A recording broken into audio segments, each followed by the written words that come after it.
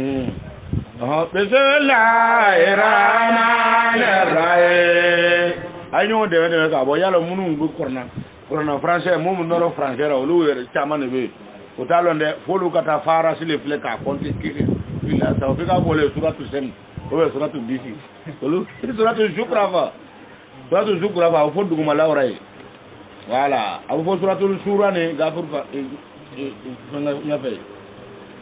Bismillahirrahmanirrahim. Kagokma. Aku walezi ikalo masami berebere nazala. Masale jige berebere ma. Ala utara jige mena sama. Masami jige kabo samfara konana. Ayaji na kafanga dole.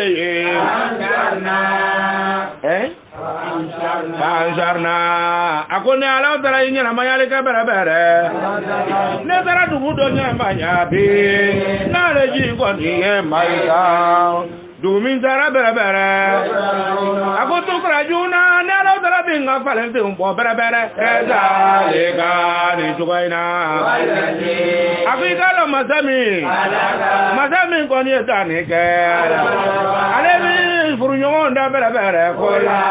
Kajeni muso dango kelengele bet ajeni. Atlaka blale ke berebere. Aluye berebere menale kol. Atlaka kurumbla aluye jiu kon batumba bla aluye jiu kon berebere. Atlaka daba ubla we na konjo me ko kuruva bawo. Sembo na berebere tare kabona au besaka yele mununga. Mokoso aluka seka bange berebere ala zo. Autra do nyome kono ka waje do. Awro nyome kono waje ko sa ko li sa o mukoso akase ka do ni baba utana o yere e berebere ala zore akoka ni yike o je do nyome kono ki bu waje ni mi bore e bure nai tanai ni baraje ndani ko awu jaga barka la ke ne madara la otra kane ma barkala akot mana mena esa wai na la otra lo da kenye ale aw yere ni nyome kan wal ma aw de ni kurungono berebere akona manifimba fo subhanallahi na jirat mana mena aba fo berebere subhanallahi akusani aba masa e berebere masa mi ko ni karabale ke haza masami ikarabale ke ala le kurumba ba ko banko karaba masami batumba ule karaba berebere ala le nyome u baba karaba ala masami ko ni so ule karaba ay nunu bela jer karaba lana awye iba fotini ngala anti oflere ajigra ga bo mo ko no be moto kandro allons-y allons ale bolla ala konni mo nyuma ale nunu mun karaba ye du ko sanfɛ kon tuma mena ni tara jigi ita kan ka fɛn min fɔ ole ni ba fɔ subhanallazi sakara lana haza ni le dugo ye ale ka abe tanga de ibi ka bolfen san a caman be n'ala yɛrɛ ka latigɛ tɛ ibi ka bolfen san fo ka taa kɔrɔ i bolo i t'a mɛn ko i ye accident kɛ hali ni ma ye k'i bɛna accident kɛ longo la a ka tɛ ka kɛ i kelen de yala accident dɔw bɛ kɛ i kelen a bɛ ɲagamu i yɛrɛ fɛ i bɛ bɔ ka ben i yɛrɛ i bɛ laari bɛ to yen ka filɛ kɛ ni mɔgɔw ye i bɛ wuli k'i yɛrɛ fila ka tɛmɛ olu caman bɛ kɛ ten i bɛ tangara mɛ e tɛ nin kɛ n'i bɛ don mɔbili kɔnɔ walima i bɛ yɛlɛ olu bolifɛn ninnu kan dɛ i ka kan k'a fɔ de salamun ala nuhi wa ala ibrahima fil alamina i kan ka nin de fɔ ka don a ka ca ala fɛ i bɛ taa yɔrɔ min na hali ni kasara b'i sɔrɔ i bɛ taa jigin ka ban dɔrɔn i sen min sɔrɔ ka taa o de y'a fitinin i n'i fana jigitɔ de i ka kan k'a fɔ de subhanallazi sakara lana haza n'i jigira i kan ka nin de nun dugawu fila de ka ala ye fɛn min ɲini an fɛ a ko olu mɔgɔ minnu bɛ yen n'o taara jigin o ka batonbaw kɔnɔ waati min na e bɛ don batonbaw kɔnɔ ka bɔ faransi ka bɔ alimani e bɛ don olu kɔnɔ aw ka ɲɛsin yɔrɔ la wa ji sanfɛ sen tɛ baton na foyi mobili yɛrɛ fana ne yɛrɛ complet bɛɛ don n'a kɔnɔ wa e sen ti duguma ko n'a ganna n b'a minɛ ou bien n bɛ jigin ka bɔ de o taara donc mais a ko n'i taara jigin tuma min na dɛ ko adamaden ɲuman wa takulu kwa musulame nyuman ba fole subhanallazi ko saniya be alaye barkala be alaye sakarra lana haza masamini karabane ye ne sira ka aken sawo fo kana jigiya na ho ngata wa ma gonna kasoro ne kon ma ke bere bere mo galani ay maye ne ma ke ka fo ko ne be ato be ne ma ke nunu maîtriser ba yo ibi ni le fo ka fo ko ne be ka maîtriser ba la ho oyede donc iba o le fo wa ina galo no jati la mo ne ka le bo ne bra tla ka ko se kata ila bena ne se kata la salama akolu mo no ebla le ka wajalu o ebla le ka bere bere jojo an morso ko ni na la o Allah ta aye mene ebade o kera ka bo la o la ka jon sabu yara akwidalo adamade ko ni abo adamade kera kafiri yala o tala made mobe bangeli be wal ma ko ni mene gawa ka bo be na bere bere ya ele be mene be mi lana wa bana akara de muso ye wa azifa ko ka ogbe ya bere bere bari ni de joyi ala yawo nyini gawo akwa adama de kara kafiri ale ala taala fede am itakaza walma ali meni ke mi maka bo fena yakuluku femin dilanawa ala le adlan ala le de undi ma denje ne de muso e beta domne ko ke ko mo le yele tay denje ko ka de surtout ni denje me kara bandi o ko ka di fa joma we hale yala denje ma ne ka di mo ko sebe na muso yala amara ko am denje man fe do be wa ko denje man fe no muso ka den wala handa muso den kema wala ni den muso lo abele beto keleke parce que aba ko tienta bagata la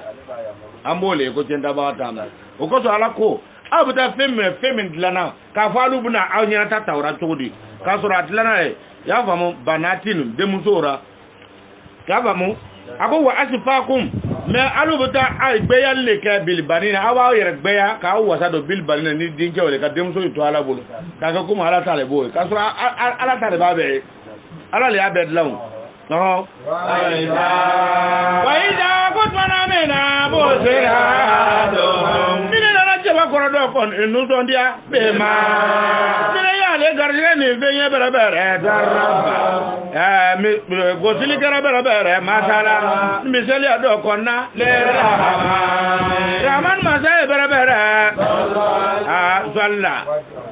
zalla waji hawo akwa nye da be kumu bere bere ka nye da vivin di wa etu na ale jaba ko ne file kade ale na ka du ka sitoye ako walma miwa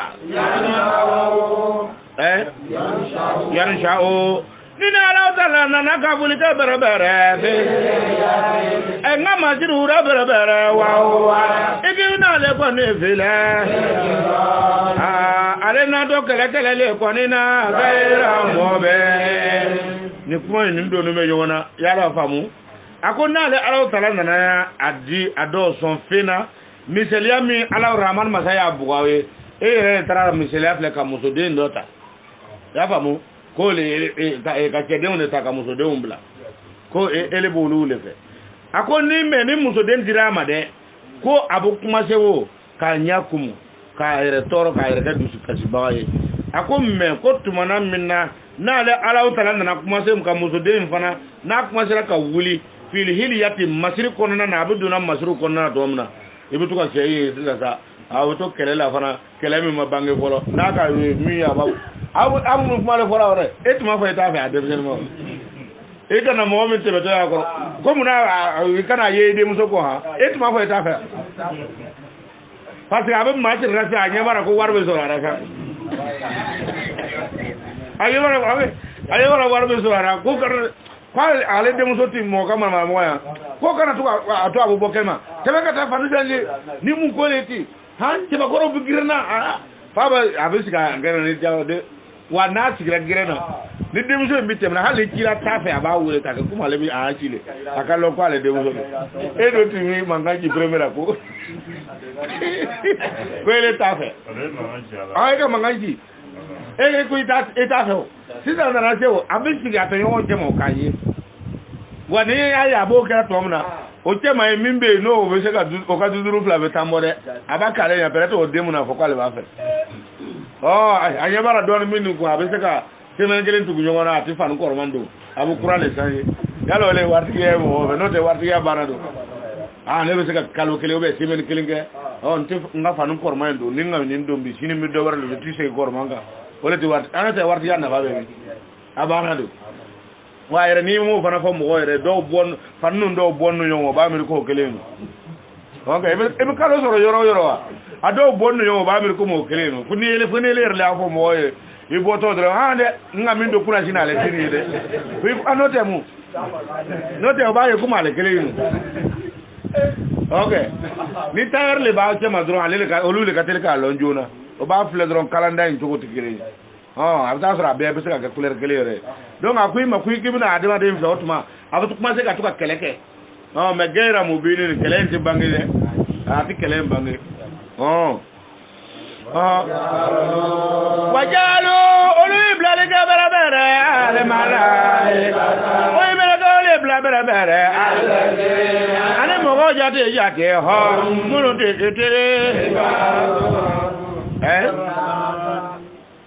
Ibadu Rahmanu. Aya flaga ile Inda Rahman. Pasga doko Inda Rahman doko ko Ibadu. Akana kuma shayake, abde akana kuma shayake. D'accord. Ibadu Rahman le bine ferme. Ibadu Rahman le bine ferme. Kuma ngonna na Inda Rahmanu.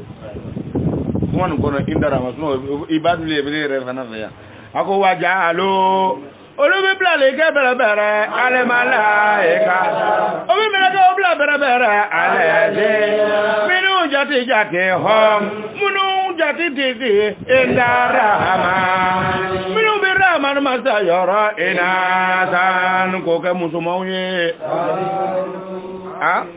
atedo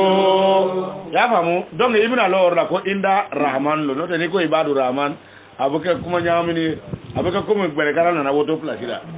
donc na kerata ako mo ko fana o do ba mirle ka meleka o le ke meleka munu jati no bi inda rahman masayro inasa no ba miri ko lu meleka mosomone akodi atedo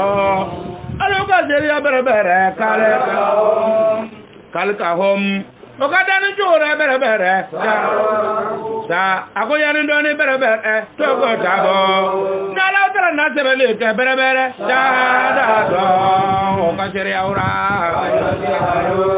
olu bi na nyini ga tete olu le bo ka do bere la o jara ma kuna ti ga di rahman masai akwanu tutina do olu batuma bere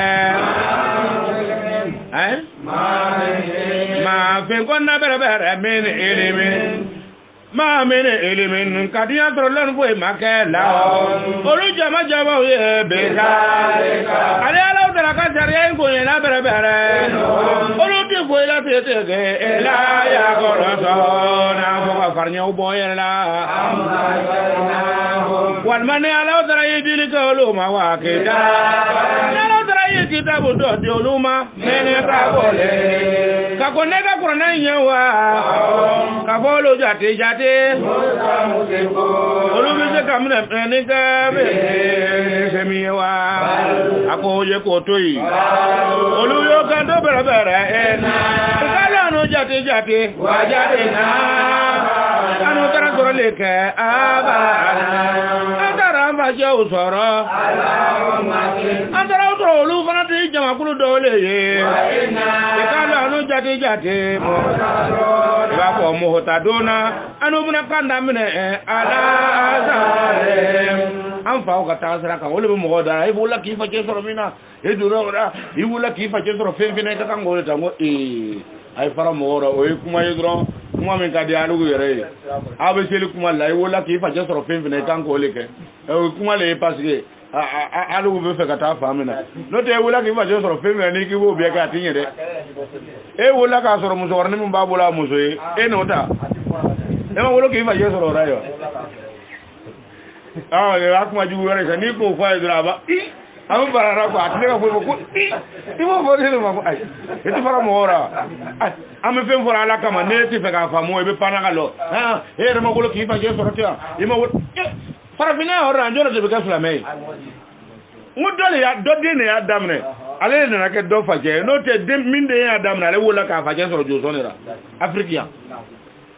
donc sharia be tini e wala ki fa je refra be sella koy ngani sharia tu magbe ya oye ele igbe ya mi soro ka dangane ya mi soro e ba fa e na ma so kele tara me ka fo ko wala ki fa je soro mi na bitu ko e galo yi ito ye kornan fan sife kornan ba fa ina ko la yan fa hukum arhamukum wala auladukum yawmal qiyamati aw ka sinjiya ne bakele nyone ne walma ne dene ne kwati na fa foy nyaaw ye kiyama jolo anafa dan bien na ne ni kiyama kuma donara baby tata niki ama kuma dona agro baby tata tanke balu gara ga baby tata ah ne kon tuba ka kesa ngalevi bara koni ne ma yera ko security dumni ke ya eta malo ko dura ne sogoro ele balu kuto e kanga adi to orba re masida foka take nele ele ka kanga kele ba dira to orba ma fonni ele yera islam ta yera ba fo ah ni mi so sanya na ma ya aya to anga nyele pisike e jo kai aye bara yibe na femfe ta ko le kai nga oh ele ke ba korto ko nele ma aka kiti dumuni ke malo ko le be ke le boala ala kura e ka nga dumuni ke jor ba fe dugo na ma ke ni sabu de feti lo mo be sabu de tarati londo be olulu ko dumuni nun kadi ay jor ba balo ko me bebe lo worre abata bam so chemai bu bakadin do nyini ka dia ma bo mi kasura muso bu sokoro oh na ma ke olu sabu nu nyoy o be sel londo be ta jor ba fe o be fendo di ma ba dum no te muso fila sa ba fe sokore ha na aba muso bi yaw akewe dinyen ni wore ha pa ba ta abdu kala ba muso ka dilanga ngwe batra mo kana wila we okay ibu dala ni dashi wore dashi tiki fila yeni dilanga bi yo boy e la rote oh ni ma yaw fona ko ka dan salona donenge kata panga dung na konna okay ah farafi yerle lu fem fo e beta sora chef gosi quoi oh to abu ba ko mama me farafi ko konna oh da o dagara bado be do lu ka fo ira fa fo ne bu boyra oh do lu ba fo bu ba da biele na anyi biya ke wa ah iye bi nye sora da olu mo ko dagara ba o yi ko dagara on le tongono oh donc akui mako ale ala tala mi fo dron o mo no le yi o kuma fo ala tala ko walima ya ba mo am ataina hum walima ne dilika umma kitaban kitabu dora min qablihi ka kon walima qornando yo bo bo libu do yo bo ka kon ala ta sare na ni nyewa fa hum ka fo lu mumsikuna olu bi se kam ne ke ka sramme ke bihini miwa ako kul e bala o toy kalu kitabu foto bolo o betu ka fole dro inna wajadna abana annana an fausoro ala min ummatin olu fa tu ta sara bele kan ka groupe kele e fa ka ta sara groupe kele hal na soro olu le misiri fola lo du ko lo ya limanale tibora o ma sharia yere soro ka kala kanya do limanale tibora ya lo ati fo ko fa yi mo jugu ye koyi nga ele yi mi family kalami na so ele la ele be baraka no yi no ta ti fo ko fa yi mo jugu yo oyo olu tere ko limani ya soro o ma ja ya rebelo makala kalimani dendo soro fuka kereke ka misiri jo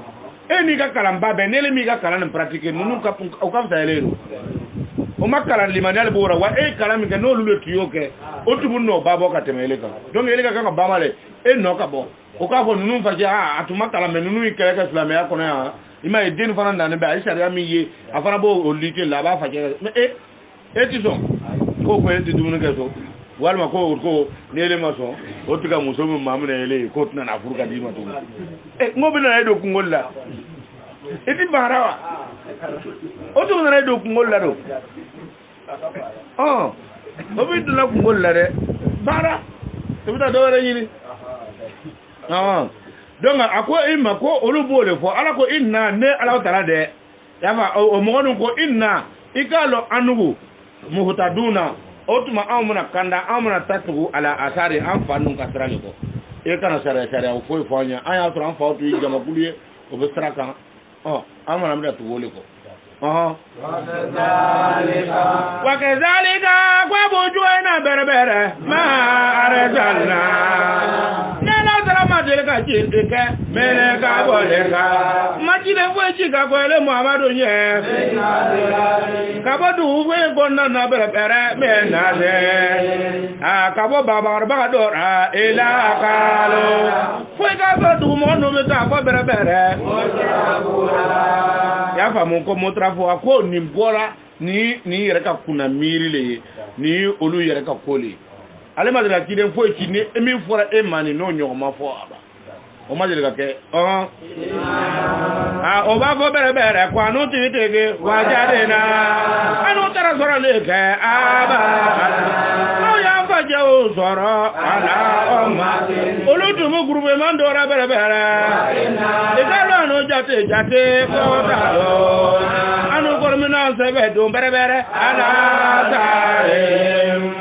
kide nana ne forama ina ni mi ina haza ila satiru awalina ina haza ila siru mubin obin ni le fom mo ye ya famu ako olum bara no le bikete tro ya famu okay ohangata mo male na fo mo ye bere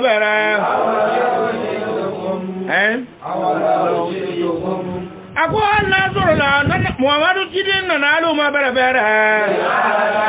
Allah na mani kana dole ye mema katema pinga bere wajade to mo aba oko alu fajo tu sinsini be ale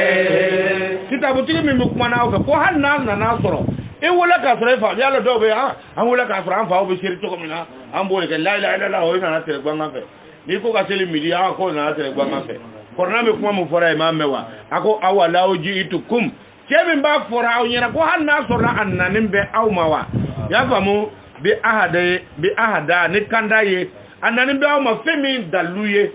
mi maka teme fenka wa jadi tum abawku aw fawtum be alayhi femika aka daluka gra fawtay sharia kono kornan kono lo aw tutu ko aka kono tutu ko kalu lo wo kan do bere ena igalo anu jate anu kon kafri ani be ma ni fen kon ye oro delgo ala ya lo kon jebe ni biyeda akoda ala tara na tajuru sarake me be tajuru sarake ka bolu monu ma akoda ka flele ke bere kana ke ba tara bo ka Barnya bo ka kola ban kon kera kaiba o ka kola ban kera jo ase mena akui ka ko volle ka sabu twana mena Ibrahim Abdul Qudus ibn Humaymata Nabi Ibrahim lek mana londo ale akwana ba je be no azara berbere abaje na ka jama kulu sini berbere Ibrahim ko ne Ibrahim me fleni ye bare baba ne ko ni yeremne berbere me ma Nabi Ibrahim bana ka bo fina sabodo awu fe me badura Nabi Ibrahim ni ko afaje e bi fina Nabi Ibrahim yo o ti kele yo ne nya fisa ka bo fe me ma awu me badura ani nga fita e ma kelente nse ko mi yembo kiye kele to yo na baba ko ma awu ko ni e be fe ne ka ko musoko ani ne ma so atna muso ni ne ma vraiment ne nya fisa ka bo muso ne ti muso ni fe ayata aninti baba fe kele no ai Nabi Ibrahim mi fora faje o yema ngan afaje le tun ollo ni anaka jamakulu ako bare on ne Ibrahim yere mire me ma ka bo fe na bodo na ne yere mire ka bo fe ma awu mi badura ila lazi ne Ibrahim bina batu ka ta ma sa do ma bere ka tarani mine na be bramada fa ena o sabu ale masa ekoni ya yani do ekoni ya hade o masa ile bina ne kana no te out aya bla bere ayo bla ka ke kuma kan kon iye ba ke ya kuma ka me na ke to ye bere e ake ba kuma kuma kan min bena ke kuma sabatini ya ma ko nabi Ibrahim ka kuma kan wale ara yi ni nabi Ibrahim rebe yo kuma kan bla ka ke tampone ba ki atan kuma kan toto ne fi akibi ko fela mo yi zuriya aka zuriya mo mena be ka kan kuma tene ah ebe baraka ne fe ne ba fo ko nga ka ma seli an fe e ko me bara le ke be ntuma na sulame ya ke fe ana nga sulame ni re ko ne be tanga ma seli ni tuti tan ne ma ta seli mi seli horre ama ba nga ole tike fu ka ta an fe no te be bo bara ne fe e ke ne bara tigi di na nga bara tigi re ya la ni nga aw de sen me ka ni le ko ha munu ya keleke ka o te ko mu ya keleke ka wa bonke ka kelletri ka do enveloppe ko no dron ka bla on taye ka daire ka bo enveloppe ko ka 40 en désert o la mu ya keleke do ka autorisation ni a réception ni ka fem bien ni ka bla o lo mu fa na Ibrahim e femi fo o le fleni wa ala tala ko na Ibrahim ko ala ta ala ko ala yo le bla ka ke ya fa mu ka ke histoire aka ko mo ko e aw ka kan Allah kan ma mi fo lala o ko belade ni ya fo o mo nu yere ye ako belade olu ko ni ya re je o ni ya fo ina neti so ne bala ta ko belade o do yere na miri o bena se kana ma boy kala ko ke amanga baraka o bi ado yere be se ka tubi yere ka fare kan aw ka to le fo bal ako ko ma ye ga de bere ta te wala ako mudiri kunu nu ka damu ta ko ni ano ko bawo ye bere hata ko ka ta te furto to ma ya wala kune ka kirita bu ka da na no ma bere wa rasul ala na lo da ka ji den kana o ma de mo be no men bangeli be akot mana mena akot jena na umat mana mena ka olu manu bena fode ka ha we kan nik ma me flani yese ni korti ko le ye e ka lo anu jate ka pero anu ko e ka firi ani be ni ka mama ka unye olu bu fole ka la akot yero ko so jiri tunkara bere ha la Qur'an ni jiri tunkara ni Qur'an dengele na kata jegele manne ma mere ba ya dele ka bo dugu baba ora pour que mimba ira ko tay ke kwele ma a fabriquer ya famu mimba ira kwele re ka fabrication te mimba ira ko tieno ko na tun jira Qur'an kele inde kata jegele ma dugu fla konnana a jigira ile ma ya anga me kwa nyon jigira do ma fo jamana were mi da iti mo mi lo ati chakele antara fla biye kele wora ma lo bala tal e ma lo mo ka furu kuma na o ni le kaka o ka chile ja ko lo ti so de ko na so la tun jigira ni tun jigira kana ile ma aka di chekele ma ko me ala kariya tay ni dugu ba fla ko na asimin munu ka bu ha cedri jamana ba fla anga so ile bu kul wala o kal na ya o ko kalmo do bi an fe ale tele lo amanyo kuma me kai am borra ka tale flantara so o kul wala o kelle bale fe amalo ha go jala be se ko e mai o ga kuma ko karke ni kira ka sera mo e bi kuma ko lo foton bielo kuma ko lo foton be ima fe mi reke no lu ya mi fi ka ngole ke be minara pour que ka lebu ni on na ye takera tinyo bo to ka fo nimbele be nimpe azida ni fadengale c'est-à-dire olu fait e ka ko dole ke bi lebu quoi kamne kan lebu sa o prenne no le no na ya tikera ako go jugu fe oro o butu afo mo ngai ni yerle ke kaso galolu ni bele ba kono no ya fora na la ko mo ko wa mi jara hasidi za sara ko ju bana balo de hasidi ma mo simne folo illa ban to nyana hasidi ma mo simne folo literal sa katone hasidi ye ko fama wuri ya ni gasa hasidi ko woni hal na ba duwa ta lo na bara yirera hal Allah ne asa ya barana e be soro ka lo min tuba ko na tu ka ko adana ima ni su baraka mo de nyimi na ba na sha ba tu ka ko ko olu tigani ke olu tiga mo do ma nyiri ga hasidi ama ka ko de hasidi le prenelo hal na so ra le mako nyefin ni ne ba le mako nya ka dina tigenya ele min binna na gerefe ni mako ni nyira ele bina do no so de abukar ka biye te na le biye ka tu hasidi le pren mora ale ba o kunya bieke parce que ele mena don min soro ne o mandi ale aba bieke abe bu fon ngubo do abu mu ne nyele re sisa ni tika ake na nyana o le tibi do nyeye wa chen tu na ba ele sa bu yara ne ka don soro o tu to ko no ele ma nga bu kar ka bieke e asidi ka wa ko le de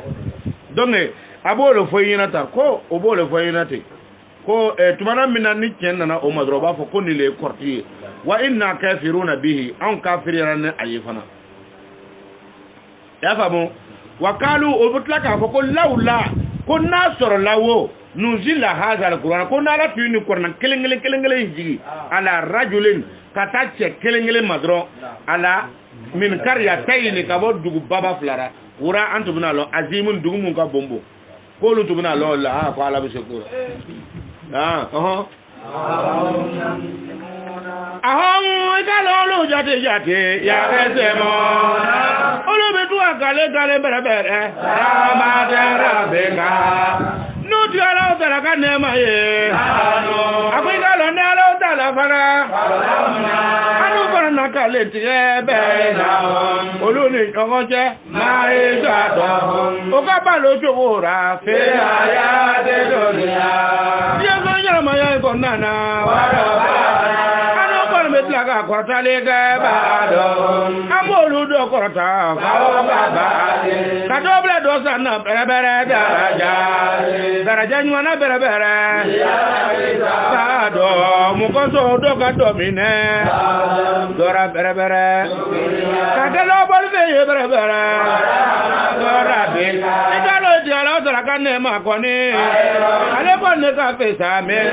ala kanne ma kamsa ka to fe ka ya je aw yara bi nema mi nyina ka kafu ko ala ka nema ka sa naw yara tay aw mi yara ka million double ba fe ken be millionnaire nyina do nalmo do be luti ken be bana nyina ay ba be ga barna ko ni abu wor ga nyimilo ken be bana nyina ko ba do le wa ala ko ala fe ko finka fisa katime ale ala ka nema no ye ala ka nema dini ye alu mi mi re ko nema lo ti nema ko warta atigi fe me aw ba mi ko abe de se fe mi daga aw dara ati de sewra aka kene limania bara ole nema muso ba fe demba fe ole nema no te no warta ni bodura nema te tu ni de akwa mako ale ala dara ta ko le kafisa kateme fenka aw be mi kafura nyona akoye ko so bere ali akona na do di o bere ye ngon to kera o mada ka keje makolo le ye wa e gata ya na bu foko tawrata ani lingila ani ko nawo na lati e franyonga ka ke kitabu gele kwa mabawa kwa che yin le bu ko luze ni bie ka fria ka ata le bu ko luze ko na te kera kitabu gele kwa bana ngala wa fo korna ko le bale ya kele pour que ka sinan blara pour que abe aka se ka nyoko sama barala no de na tika de aba ka kele no na bie te kera kele mo si ti nyima ka du mais toi do be na ya me ko christian ko bi ni ko nyen la be na e yoro ra sala mo fona bata alla de sala mo ma de ka fo la be ke fala christian nya alla de christian le min la be sala mo bata ko bala de o bata o fana war du nga nyoto hali sungalo inata na nya fle domu mbike kwa ka cha yorora acha mambe christian tale olu le bu mal boro takadi mo ma do ma sungalo kama to e covid 19 lo ma kara covid 20 jogo sawo olu gon le nyuma ga duma wotu ma awle bata olu la degi atita nya fana na o tra kwa bo la degi mo ma na lawra ka doni min ka fo bo che ka bole o binya jogo ma tana e folo la jalna akwano tuna blale ka bere ana blale mo ko le ye ya ka war mo me ba yere ko ka friya rahama nadir na ga dira nadir rahman ma sa bere to ka so ko na bere sa ka mi me ga da yere de feye ne ga ka bo fi da tura bere wa ma ya famu oyi sanu kabo sanu na wa maariba ale ni sanu lengo yati haruna minu ko e bange ale ya abo fe munu mara sanu lengo ale ni atoko bedi maariba nu olu de ale ni fanga atoko be lulu ni marjan nu anolu be ka falu be bangi ale ha ole sanfe o ka ni sanu tigile ni ha yalo bo dole ko sanu tigi jawara awala le doro de sanu tigi be ko sanu tigi jawara ha mo be ta jigi dingana o sega ne ko ka sanu so ko ile sanu tigi du ko ne ha o be sega ke jogo juma ataye ya wa ban ani bona ugan bere le boyo oluka so ko na bere wa sururan ani masiri mi ye bere ya ta de ona alo bisi ka yere masiri bere aleya dibinu ye tege wa ani jo kulu wala ye tege ako nunu kele bere je kon kera wa in kullu zalika nunu kele be flani bere lama ako twana mena mata ol hayat dunya nunu so be flati kwa be bien ka masiri dole wal akhiratu anila ratete la rabbi min sura la tara yoro ele motake ko be de mutakina ole mano yusura me ala yasra bago Paman ako momi nele momi ko yema ane gegerera ibana raman masaka ko folema no kayido ako ne ala tara be sanni adoninke asanja tana nena sitana kon isawya do laho ale tira mo bolo bara ko ita ko sitana mi flani ye kare ale na ke jonyo ye laho o dira mo ko ye Ika nunu mi flemi ye. Sitana bina ulu mo nuku manyati yetege ane sabe. Amo sama kabo ala usara kasrama. Ulu mo nu babisi ya ana. Babiri kabo ulu koni mo salo. Atiki baba ala kole la koi. Sitana bina na fili. Abu don fena abu fenfo feminti sharia ye. Me masiru ale ni jaman nalma mu mbako. Ako sitana ba atigra mo nya tourner ka sawya do sitana asawya bi sitana le bolgoy aka waliyaw anaka kumo an etibala ko le fo ka korna fo na ka be fem fo sa mi rete famu fale bo o tigra mo sawya bi sitana le bolo comme ni ya tigra mo ya wa aya sabuna o ba mir annahum ko lu de mota do ba mir ko lu kanan ba mir ko no lu mi fo ko lu kanan fa ba sura filino sitana le be ka fili Tanae. Ame to fili na bo do. Ko na me na ja. Kundi na la tara na o ma to na me na. Abaka to bere. Akoya ne ka bone. Mona ka bere ne ko ni kewa. Anele jete bo. Ala ko yoro je nya be ke. Ya famu. Ko yoro je be ke almashiri kayini ya famu koron flala Babe sa akofe maka cheju yake ale kare no ika sigi nyongo re c'est-à-dire koron flala mu ko ke mun ko do na ba fore ko wa ko dal mosri kayini ko yoro je akere ka koron flala ika nyesi nyoro fla die kono ya itara laba o lebu kono ika kan ta la hara yoro muna o fana kenay bulo o le nyesi nyoro fla we donc o tiena bolo mi ga ako fabi isa ako tiena jara bere ale kare ko ka lara ko ije nyon che ije nyon tiena yere no yi sitana yi wala yanfa'akum ako dina se kalu fatani bere al-yawma bilayna tege sabu twana men azala moto nalu kara jurumu to yetwana mena kafalu jate fer alubi boyoro nyi na bere azabe jangata konnana yalo ele Muhammadu koni wa ele bi se kamen egewa ele bi se to le meni diwa walma elbi se kasra doni kewa ale omo afiento kandawa ako ani momi kera fe dala akefili le konana mobe no fili bangini akukelen nela dara bere latanu ne bi latunu ni ka berebere ne ne Muhammadu ye ika lo ne ko ne berebere on ta gemo ne ala usara yere be wuli kallo ka jirusar aka be no ma bonunu na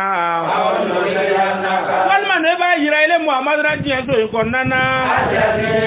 mi jati o amin anu ile du min tawlu monu ye ika lo ne ala usara ko ni akose ko ni kenimbe ale mo lukane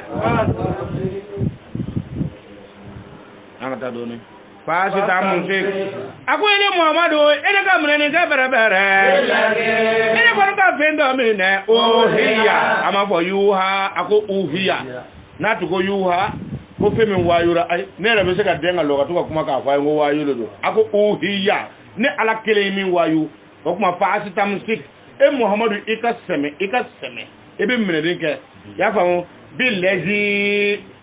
ebe ni sago tunte Muhammadu rawa ni sago tubaro ako fasi tamusik ele ka noro bere billazi noro vengo ne ka ohiya ne ala kele yife mi wayu ileka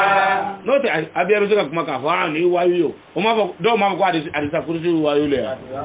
o mo le ko me jona ya wayu ako uhiya ne ala kele min wayu ileka ka delema enaka ikalele Muhammadu ko ni ala tera nene sona ne ka wayu ma ele ko me Israel ka Israel kleme wa innahu akika bo Israel fleni ye ale le ka ma ke dala ma benye laka obekele Muhammadu ka kuma benye obekele fana ka ko mo ka kuma benye wa kame so se alo abin ga olela o hiya abin ga la ka wayo alati mo sin ga disa ke sharia la hara akwa fi alaimin wayo ka dama Muhammadu ka noro oleka wa ko ya ni doni ko ale alaw talabna mogo ale alaw talabna na aw nyin ga ole fanaka ako wa man ako Muhammadu ka to aka ani mogo munu fara farra Muhammadu ka ya famu ako ole yo oye ko ani mogo mu wali ka o mi ka ale ni ka ko mogo ya famu Muhammadu ka ko mogo mu faraka ne ko fana la zikru olo mina ni Qur'an le bina ke ko foli oye wasawfa ko yando na to salu ale ala ba onyin ngawla ako ni malara e bita mogo nyin ga bere ala tara yiji de minu che me ka boleka minu jira ka ko ele ko ni nya ko ne ala tara yere ka jide ulela le ke wa ale ibo nyi ga ko ne ala wera blawo ye wa men do le rahman ja dole bu mo la yore na ko Muhammadu tam mo ko nyi nga mun tira ka ko nya o nyi nga ko yise meti ala wera yoro me mo dana rahman mazara sai do wera le bu kuma ni je yore ne tane ka fo o batuwa ne ti do wera yoro me mo dana rahman mazara ka fo o be se ka min batuwa o teo tane arbuta akeke male madi akuika dangane ya arsalna nela zatu yijele kemo nei mo yijino ina be Musa yebi ayatina Musa jirani ne ala zalaka ayauye ela berauna kata brauna ma berebere wa mala anaka jamakulu berajene nabi Musa ya kanto akonde Musa mi lo ni flani ye ko ni ti de ne ye mi ti ka ti de ye ra be ti de salama ko tona mena akonde ni kera ole abi ayatina ni ala ka ya o ye izahum ibna brona naka jamaa ule fle ya hapo olutura ka yere ko mero obiyere ko Musa ra akone ma yere le ke olura fo ila me kabonga aya nde kelena e ka soro akelengele be ajene akbar akon be ponye mele ogadia katemo ka balma ya ka akone ala tara yu brona naka mogo mene yumre ni ngajanga tane yela la na ka jama ko ni ona se ka bo ka friya ko nana o yo ka do nabi Musa ma ako ele Musa ya ele korti tigi o ko ka wele kara ibi digara sara wele anu ye abo fe ko ni na ai jangata la iru mi ta endaka ako na mo so abi jangata mi jiganga awe kwa ka jiganga o ka le bo Musa ye ko na mo so ko go iti la iru mi fo ko na mo so kwa la bana jiganga iti gara wele ai la iru mi ta kwa ka ke inana ikala no jate lamo dalona ona ke kanaba oye ako matmana mena na wele ke ale na jangata wuli ka bo mabolu jama ma eza ikibina olu fletuni ya ne koso obi kuma se ka ala utala doya ako frauna kono wele like apere na ka doga jama frauna kono ya kanto ya ne ka jama ale zamoloko mesra ako yalo misra ka mara kono ma ke wale ne frauna kono ye ako ni mi vleni ye ni fana ne ka an haru ye tajiri la na haru mi fora arjine kono no kuma bu fora ako ale farata yi ko ale ka an harle ni chato baw nan ko foro jibu wewo re yordo re mo tita kono ni ko ngo sogo da mun nay akadi asuman no tanan wati be ni duna eti fudden tumalo fara na fara yo yira mo ko ale ka an haru ye ni ala ka tajiri har mi fora na ta an har fara ya mo tanai imaye ako tajiri ko nye fara be bole menta dia ko nye fara be bole ta duguma ha donc Musa be mi afrona te ki jaga bele ala de ajaga bele aw na ka fere la afrona ta nyo ko Allah du tanai ako afala to wo sero na kala o mayo ko nyo bol to fle ni nango furu tewa nu fana kata an harle ni tanai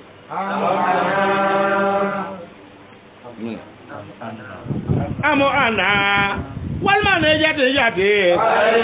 de kan ga fita wa mena kateme Musa kan tete min jate mo hayni mo yenu mo min do ya no fale na tuka fa na ko nango furu mo dole fe ko na so na kwa o tigi bi na ta odo ne ta yi ni egbe aye ni almayo wa de ka futa Musa yi ako ale atayira gbe Musa tadun akole ko mo odo le ko na so na olera ko tigi le bi na ta odo na mo foro kono e ma lo Musa ko ne jide mo do ke ta ti mo do ya no mo yinu mo fi an lo foro na ni le fo Musa mo tanai wala yakadu wala yakedo prana mazrunya bere de yobe no ka famna bangide akona tuma de bere aleke akona bole tun karate tege ya famu asawira kurmetura bere aleye katale matite de meza kabosanu una walma meleka na bere kafaraka ya famu iya ifrana gurumeti fo awati na furoti wule bu gurumeti yalla mo chame so do ti gurumeti lo folo faranti baye mo munu na bu fo mako héritier o le tu stanu gurumeti dlan obi al bibi na ni bawle no fle iba soro obo take ibe chenmi yo kana be sanu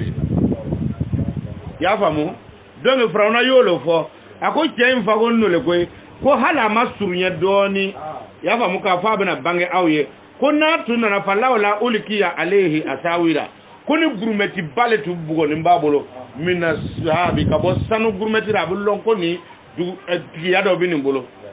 kono le tunkera de wora atebe se kallara ya famu kono le tunkera walma au jaa malaikatu walma anato meleke otika ke garde ko alayhi ako wora anti bala gwata ite ani ta Firawuna tata ani Musa cɛ dɛ a ta b'a Allah ni mɛlɛkɛw le cɛ taa n'a ye k'a fɔ olu bɛ kɛ a sabatibaga ye garde corps y'a fɔ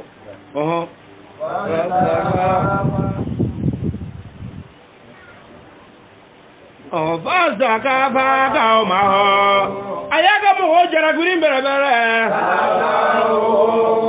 fatɔ o bɛ sɔnna ka Firawuna bonya bɛrɛbɛrɛ i k'a fɔ olu kɔni kɛra kaw o kɛra mɔgɔ de ye faseke nka fasiko a ko tumana min na a ko n'u ka dimi wulila olu ko tumana min na an ta ka ni Ala taala wuli kuma sera min ta juru sara mɛ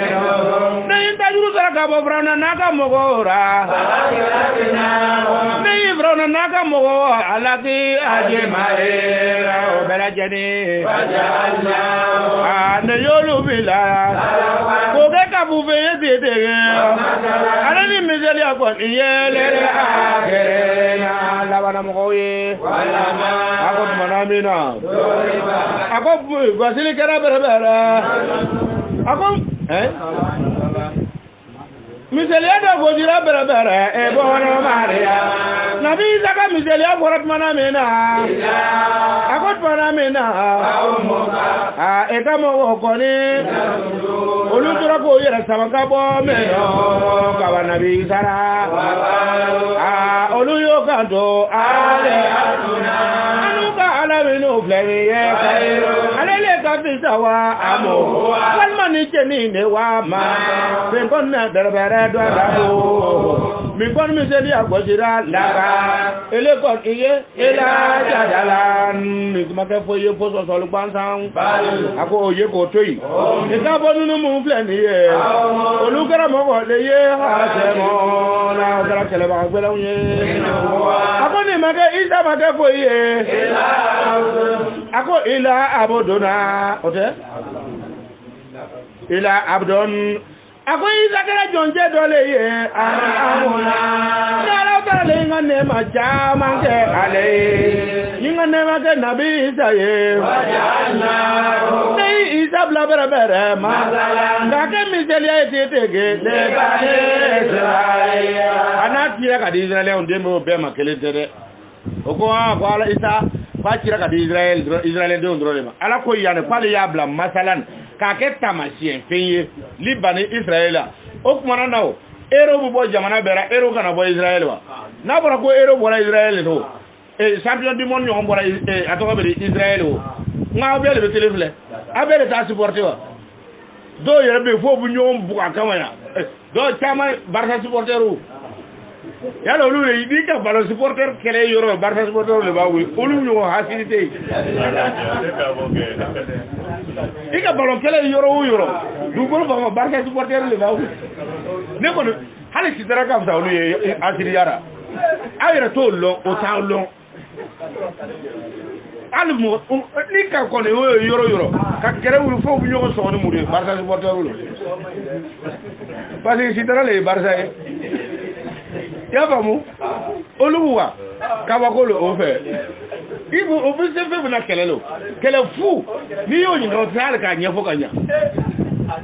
ok o tɛ hali k'a ɲɛfɔ ka ɲa o kosɔn no i y'a faamu a ko ale Ala taala ale ye a bila ko k'a kɛ masalan i y'a faamu k'a kɛra taamasiyɛn ye Libani Israɛl ka taamasiyɛn pour que Israɛl ka lɔn ni Isa tɔgɔ ye kuma lɔ n'a b'a faamuna k'a kɛ Israɛl kuntigi dɔ ye ale ni a cila Israɛlɛndenw dɔrɔn de kama kelen don wa a ma ci Israɛlɛndenw dɔrɔn kama Ala fana kotugu wɛrɛ dɔrɔn k'ale y'a kɛ ciden ye ila bani Israɛla k'ale y'a kɛ ciden de ye mais a ɲɛsinna ka taa ale ka kuntilenna bɛnna Israɛl le ma o tɛ wa Muhamadu fana kɛra ciden ila Makkatil Mukarrama ka taa Makka le a fana ka kuntilenna bɛnna munna o fana nana o ta a fana ye ko Muhamadu sera Abijan yan Abu Maazan ko wara sulan ila bani Israɛla ko bani Israɛla kaw dɔrɔn t'a lo Muhamadu taara Makka ne a sera yan a tɛ yan sɔn an ka tɛmɛ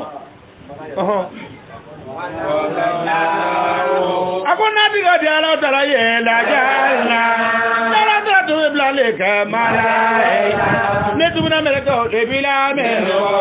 ka bwalu ado de unjema yakoro fona olubira tuwa nyo fon ni chide nyaye se arde du makole kono ikabo mi fleni e bere wa innahu akuika bo okonye mi fleni la ele mo saada ako ki amajo longa loni mkoni afala tamontarona akwa luka na ta nyini ka biha ne aye ka foko ki amad la haram dia wuli ki amako obe dia wuli jumalo abeta ilmu sa'atu mi flene ta ko wa inna ko ya famu ako ni mi flete la ilmu sa'ati ko ni le dia wuli ka loni ale ala isra kan nulo ko na tika dala to meleka wala bla obuto ka nyon fonfon aw fe ci de yara meleka wala buto ka na fo mais mo tutu na meleka wala tika ko mi flete la ilmu sa'ati o ma sayde ko kiyama joni loni ko ba ale ala taala fala tamtaruna aw kana ta fo pa be kuna fo nyini wala katu bi ha no ko nye alon ba la kenga alo ka tu ne kelen ronko ay tu isa dronko abene mi bleni e bere sera isa ka ta sera israel ye mo sa ne men bleni me ya to do na ko agora ka to se tana ka lo kunde tourner bere ika bo iblis ami bleni ye alo iblis ay jule ye da la ko alo ko ni ye mo be la ilaha illa la ilaha illa la